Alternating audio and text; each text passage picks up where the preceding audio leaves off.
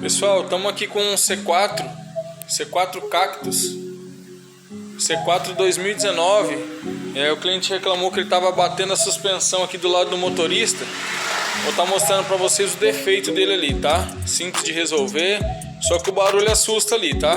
É um barulho bem alto que faz ali em cima do painel, e aí as pessoas ficam até assustadas com o barulho, mas é coisa simples de se resolver.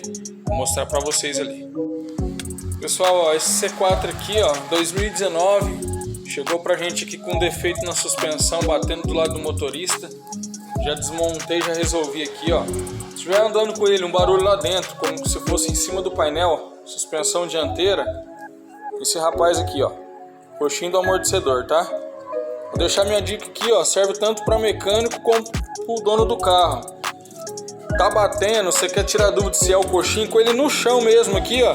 Quando o carro estiver no chão, você vem aqui, ó, e balanga ele na roda aqui, ó, pra lá e pra cá. Você vai conseguir diagnosticar se o coxinho tá batendo aqui, ó. De repente você tá numa estrada aí, começa a fazer barulho, você fica assustado, com medo de seguir viagem.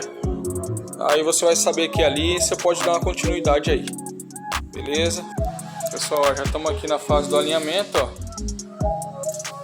Se esse vídeo aí te serviu, ajudou aí na dica, deixa o seu like aí, compartilha com os amigos para estar fortalecendo em nosso canal. Beleza? Obrigado.